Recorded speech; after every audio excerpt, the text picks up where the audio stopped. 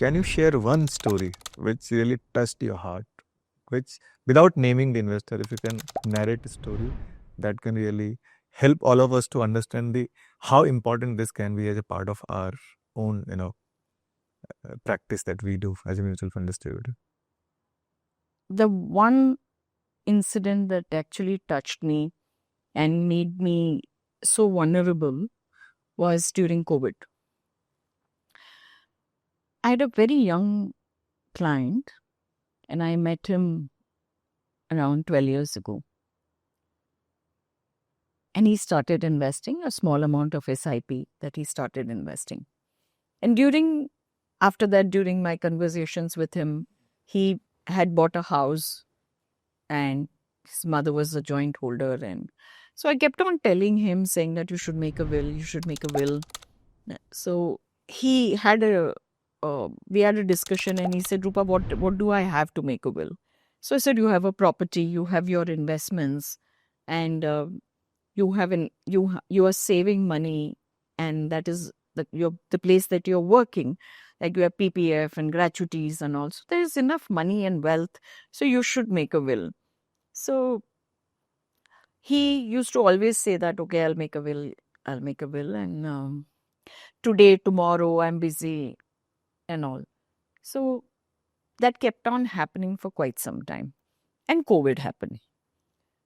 So just after the first wave of COVID, which is in 2020, 2021, he called me and said, he says, Roopa, this EMI is really stressing me. And, the job EMI is stressing me, saying that, I have to pay this installment every month.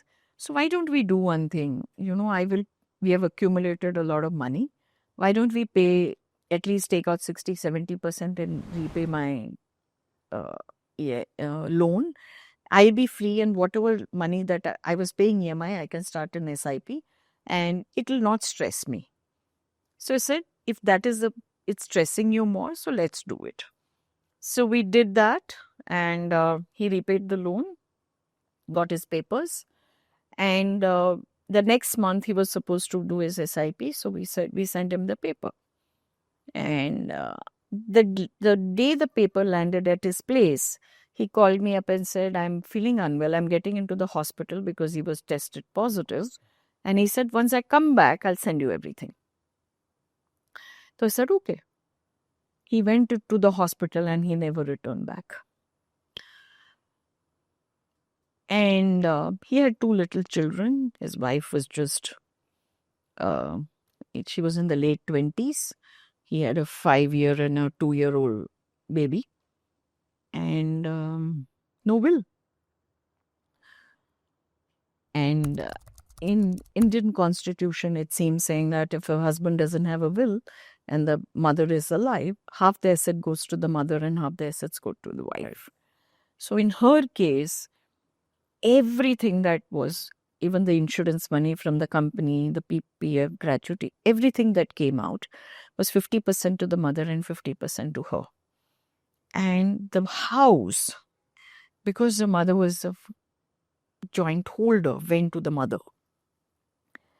And the mother was a little more stronger and overpowering. And this girl got only half of the assets that he had, which was not enough to take care of the 2 children, and she was a housewife. And for whatever reason, the mother-in-law kicked the daughter-in-law out of the house. And that girl came to me to the office and she asked me only one question, and she said, Didi, मैंने क्या गलती की कि मुझे ये भुगतना पड़ रहा है, or how will I bring up my 2 children? And Manish, that day, I had tears in my eyes and I had no answer to her. She sat there and asked me a question for which I didn't have an answer. And that was my turning point. And I said, I don't want to listen from any woman this question again, that why am I going through here? And today, I insist everyone first. Before I manage the wealth and before they come and say that I want to invest, the first thing I ask is, have you made a will? And if you have not made the will, this investment doesn't make any sense. So I've changed the way that I am doing, and that was my turning point. And it left a very impactful Mark on your mark on my the way I looked at it. And I wish I was not very casual. Then she would not have faced what she had to. Mutual fund investments are subject to market risks. Read all scheme related documents carefully.